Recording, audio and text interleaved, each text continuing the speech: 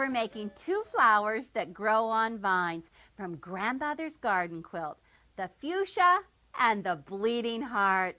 Well, I have the original patterns clipped from the Salt Lake Tribune in 1928. Florence Leganke published them as part of a series called the Nancy Page Club. Here's the Fuchsia pattern, and here is the Bleeding Heart pattern. Now, these were the templates that were saved along with the pattern. Now, the Bleeding Heart looks real, but the Fuchsia doesn't look much like a fuchsia at all. In fact, I think it would look better upside down. What do you think? Well, this quilt was made in the 1930s from the original patterns. And look at the Fuchsia right here, exactly as Nancy Page published it. But it's a little pale, just yellow and peach. But I love the Bleeding Heart right here. Oh, 4 hearts and then 4 very small applique hearts. Really cute. Well, Pat and I had a wonderful time designing new blocks for these two patterns. The Bleeding Heart is one of my favorites. Well, the Nancy Page Club members all said they liked the air of broken romance and languishing thought, which the very name brought forth. Well, that's pretty corny. Well, have you ever thought how a flower came to us? Robert Fortune went to China in 1842 and smuggled the Bleeding Heart out. Well, he dressed in Chinese clothes, complete with a false pigtail. Well, he dare not eat in inns because his lack of skill with chopsticks would give him away. Our fuchsia block is just so beautiful and bright. Nancy's fuchsia story is a very serious one, though. Nancy said that as Christ walked to the hill where he was crucified, drops of blood fell from his thorn-crowned brow. As the blood fell, a beautiful flower with crimson heart and wrapping of purple sprang up, the purple representing his robe of royalty. And there they grew in the shadow of the cross. The book, 100 Flowers and How They Got Their Names, wrote this story. James Lee, a Quaker, first sold fuchsia in Britain in 1831. He was told of the exotic plant and asked the owner if he could buy it. Well, the wife said no, it was a gift from her husband. So Lee offered to rent it for 8 guineas. He took it back to his nursery and he pulled off every blossom and bud and he divided it and redivided it into cuttings. By the next year, he had 300 plants. He gave 2 plants back to the owner and sold the rest for 1 guinea each. Wow. Well, we have some work to do, so let's get started.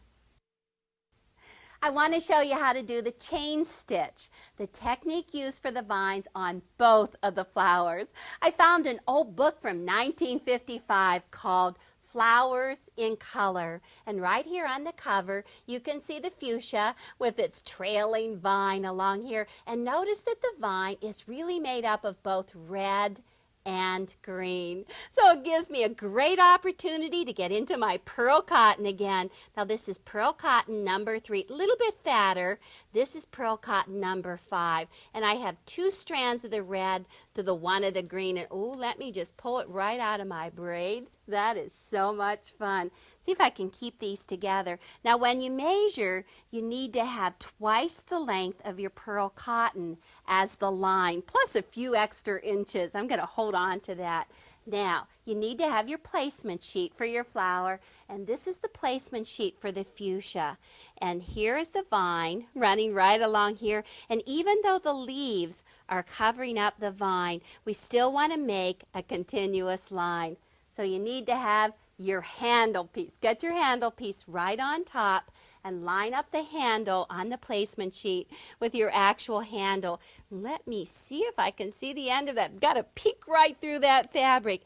Take a pencil or a permanent marking pen, whatever, and just draw right along on that line. And you want to put it right underneath, put the ends right underneath the flowers. Looking good. Now, we don't want this to pucker when we stitch. So I'm going to use something called a stabilizer. This is a tearaway stabilizer. I cut it 6 inches by 9 inches, and you just place that right underneath the handle. This is great for stabilizing the flowers and everything else too. So pin it in place. Make sure you pin where you're not going to be stitching. Ooh. No puckers here. That'll be great. And actually, I set my stitch length to 3.0. It's a little bit long, a long stitch. And if you have needle down helps. And I also have a plastic foot on my sewing machine so that I can see through. See what I'm doing. Okay, so put your floss right in the end of your line, and I'm just going to hold it flat. I'm going to stitch across it, put reverse on, and sew back over just to anchor it in place. Now, once you have it anchored, use needle down position. That's one great thing about the new sewing machines. Needle down, and then I want to pull the floss so that it's on top of the foot, and that's the most important part. It has to be on top of the foot, and just hold on to both ends of your floss. And I'm just going to take a couple stitches over and then count. 1, 2, 3, needle in and crisscross. Okay, hold it down, hold the floss down. 1, 2, 3, needle in and crisscross. Ooh, this is going good. 1, 2, 3. Oops, maybe you have to hold your tongue just right. So you keep that 3 stitches in there. 1, 2, 3, and crisscross. And this is all that you're going to do. You're going to get this great looking stitch. It's probably even nicer than I could possibly get by hand. Let me see. How's it coming out in the end? Oh, one long stitch right there. Now, the tighter the chain stitch, the smaller the stitch to use.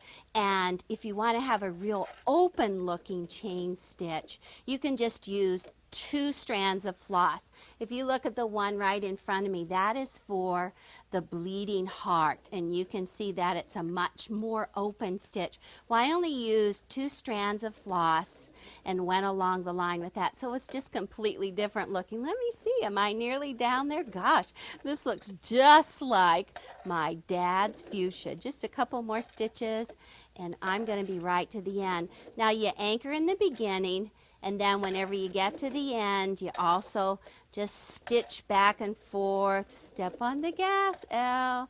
You're nearly there. Now the ends are going to be covered by the flower, so it doesn't really matter. But if you get into a tight spot, you could just go ahead and pull the floss to the wrong side underneath and cut it off. Okay, I am back to where I started. Let me just back up here. Needle up. And let's just pull that out. All right, looking good. That is a beauty along there. So all of these pieces right here just need to be cut. And you can just get rid of them. Why not? Perfect. Now, let's trim it on the wrong side. Now, once you have all of your stitching done, then all you need to do is just take your other half of your basket, your pieced half of your basket. Make sure that you get these ends lined up right here. See how they're equal distance here? So just flip the 2 pieces, right sides together, so that 1/4 inch seam allowance all along there. And then you're ready to go on for the leaves. If Gertrude Jekyll, an expert on garden color, would have designed the fuchsia, she would have never made it so flashy. But my dad loves it. He loves all those bright purples and fuchsias. Now this is a picture of my dad standing beside his lamppost. And right here's his fuchsia plant. Ooh, and it is beautiful. Right on top of his only plot in the garden that he's allowed to plant. But my mom gets the rest of the yard, so why not? He should do what he wants.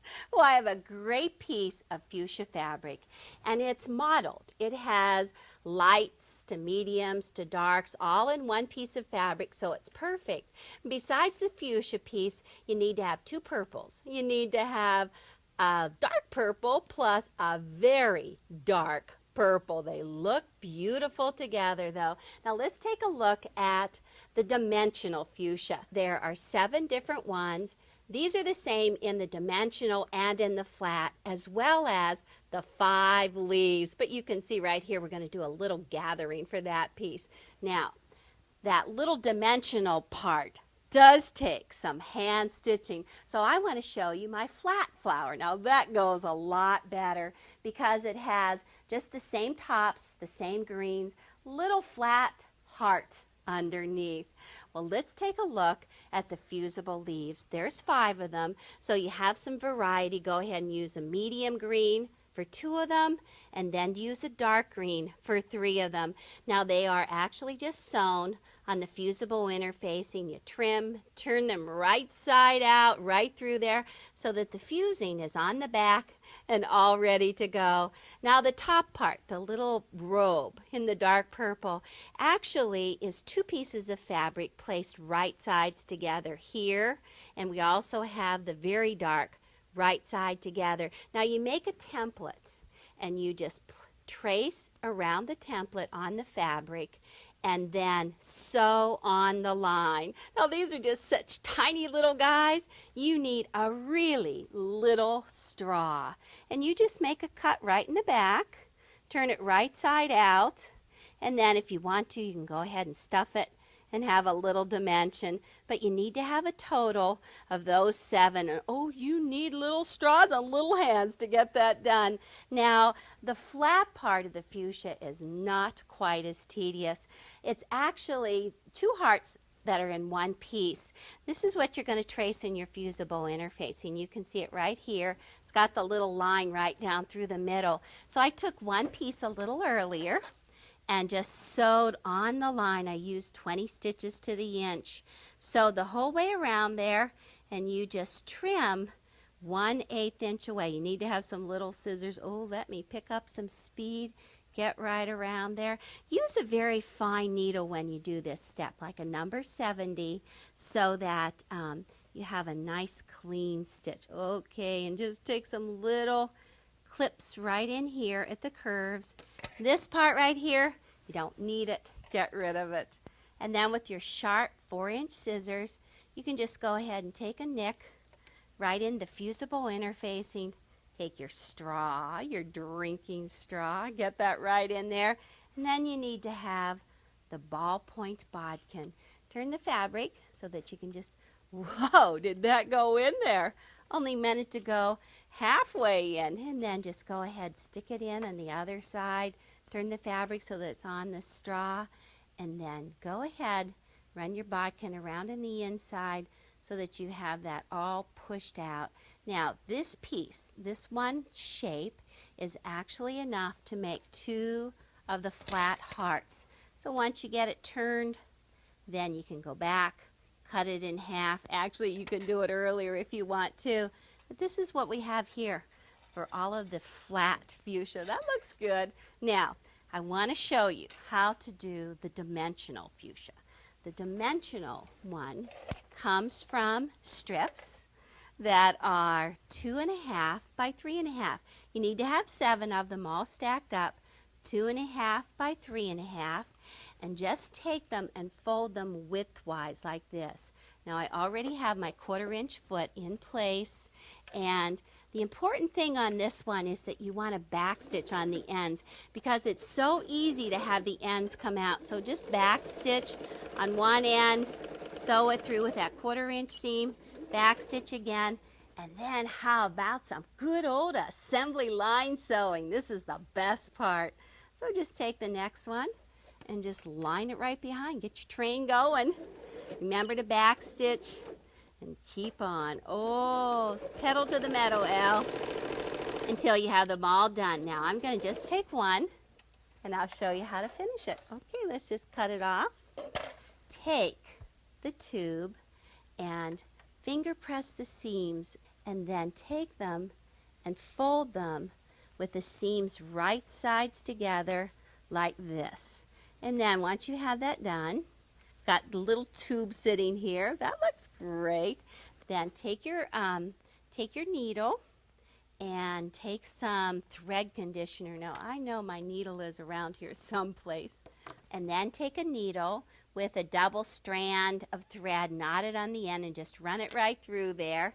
And then all you need to do is just sew in a circle right around this bottom. Well, actually, here I am all worried about doing flat and dimensional, but this isn't hard at all either.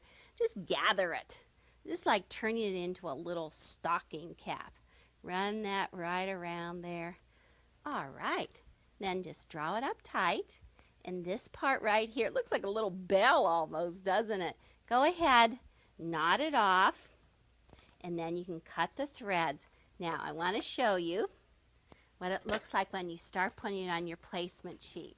So, you have this one right here, and let's get a little purple cap for it because that's going to go right like that. And let's put some leaves in place so that we can cover it up. Now when you do the dimensional one, you're actually going to stitch all around this purple and then onto the background.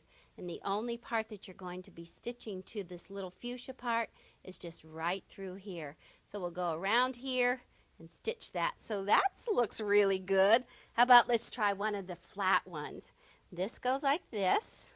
And then you just put that little top part on it, like so. Looking good. And then all you really need to do is do the little stamens. And do you know that fuchsia have 8 stamens? But you can see we didn't get all 8 in there. We're just going to sew some straight stitches with some French knots at the end. And that's going to finish off the block. Well, let me get the bleeding heart ready. Not only does the bleeding heart remind us of broken romance and languishing thoughts, but if you take the photograph of the bleeding heart and you turn it upside down, then you have the other name for it, Lady in the Bath. That is too funny, but it does look like a lady in a bathtub. Let's take a look at the block because it's a 1 flower repeat again. You're going to make 6 hearts this size throughout the block, and you need to have 5 leaves. Now this one is the dimensional one, and right underneath the large heart, you can make a small heart either by hand or machine. Now this one was done by machine, and then connect it from the small heart to the large heart with stitches. These stitches are called triple stitches. What an easy block to do. You need to start with your green. Variety in the green colors. 2 darks right here, trace 2 on the fusible interfacing, sew on the line, trim it, turn it, and stuff it. How about that? You need to have a light. That one looks wonderful. And you need to have 2 mediums. Now the hearts come from 3 different pinks, 3 different values. You need to have a light, a medium, and a dark. And go ahead and trace 2 on each one of the fusible interfacing. Sew on the line, you know it. Trim it, turn it, and then you can go ahead and stuff it. Now to get the flat heart, all you need to do is just fold it like this and edge stitch 1/8 inch away from the edge. And then that'll give some nice dimension in it, not too high. But the dimensional one is just a little different. You're just going to take it, fold it in half, and edge stitch halfway up, so that then you can stuff that top half just full. Oh, and this is just some cotton pieces right in there. Looks great. Now, I want to show you how to go ahead and do the heart by machine. Go to your placement sheet and place your block on top. At this point, you really need to have your piece basket sewn to your handle piece with the chain stitching in it. And I see right here, I'm just going to go ahead and take a heart, do a little placing because you want to figure out where these are going to be. And then right underneath, I'm just going to put a dot. So that's my point for the machine heart. Let's see if I can get that right in place. Well, on this particular machine, the stitch is number 30. So I'm just going to push in number 30. And let me get that lined up. Yep, it's in place. A clear foot really helps. And just drop it right on the line. And right on that dot, you're just going to stitch back and forth, back and forth. Oh boy, is this the easy way to do it. And then it just ends it. Perfect. Oh, except I missed my line just a little bit. I'm going to have to use eraser to get rid of that. But that is the heart. Let me just trim that off. Boy, I wish I would have made a little bit lighter of a dot on there. Okay, now let me turn it this way. And the next stitch I want to do is triple stitch, and that is number 10. So to connect, let me use needle down so I can just connect right from the top of the heart. Oh, need to get it lined up just a tad better. And then triple stitch is a stitch that's going to go back and forth on itself just to make a solid looking stitch. All right, let's look at that. Okay, so there's the triple stitch that connects it. Want to get all of these threads trimmed up. They're all been locked in place. So you can go through and mark all of the dots, get all those little hearts sewn in place. Now let's take a look, see if we can get everything placed right on this handle piece. Just line it up like this, and right through there you want to line up each one of the hearts and each one of the leaves just up above it, and then these are just fused in place. I need some leaves down here like so. 3 leaves. Over here I need to have 1, 2, let's get one to cover up the chain stitch right there, and I think just about 1 more. Then all I need to do is fuse it in place and stitch around the outside edge, and the bleeding heart will be finished. And when I'm done, I'm relaxing in the garden. The garden is so beautiful today. It's wonderful to relax and finish up this cross stitch. Well, next to quilting, cross stitch is my next favorite. In the 1920s and 30s, Anne Champ Orr, a prominent woman from Nashville, Tennessee, promoted counted cross stitch for the modern woman who wanted to decorate her home in early American furnishings. Well, Anne is pictured here in her Packard in front of her home, which also housed her mail-order needlework business. I have one of her instruction books. It's book number 14, sold for just 25 cents. Well, her concern for color was so important that she devised ways for the needleworker to be sure that she chose the correct gradation of color. Now, her favorite motifs were baskets with bows, butterflies, and she loved peacocks. As interest in quilt making increased, she added quilt patterns to her mail order offering. Now she featured 65 patterns in Good Housekeeping magazine, with most of them applique flowers. Well, her best-known piece quilts were made of 1-inch squares of color that look like cross-stitch patterns. Now, this particular one is a cross-stitch garden, and it's very rare to find. Well, the palette of colors she suggested included these soft pastels of eggshell blue, orchid, coral, mint green, and yellow. Oh, they're just wonderful colors. And her central medallion filled the space below the pillows, and then she often added small strips of color surrounding the central design. Well, the pattern direction suggested making up 10 square inch units of 1-inch square blocks. Woo. And then joining the units together. Well, the center may have included as many as 2,680 squares. Now that would be tedious to do. Wouldn't she be surprised if she knew how the modern day woman is doing that technique today? Now, the secret, once again, is fusible interfacing. Right here is the smooth side of the fusible interfacing, and a 1.5-inch grid is drawn on the smooth side. And then you go ahead and take 1.5-inch squares, cut them out, plan your design, and then you just fuse them in place exactly as you want them to be. Next, all you need to do is take that piece and sew in the vertical rows, top to bottom, just folding those rows together, sewing right down along there. And then once you sew all the vertical rows, then you go back on the wrong side, and right here, right where that connecting thread is, you just clip that seam so that you can split the seams in opposite directions. And then just go across the opposite way, and you've got that whole finished motif. Boy, wouldn't Anne just love that? Well, as a quilt designer, Anne Orr was certainly not the most prolific, But her designs were some of the most innovative, and many of her inspirations came from her garden.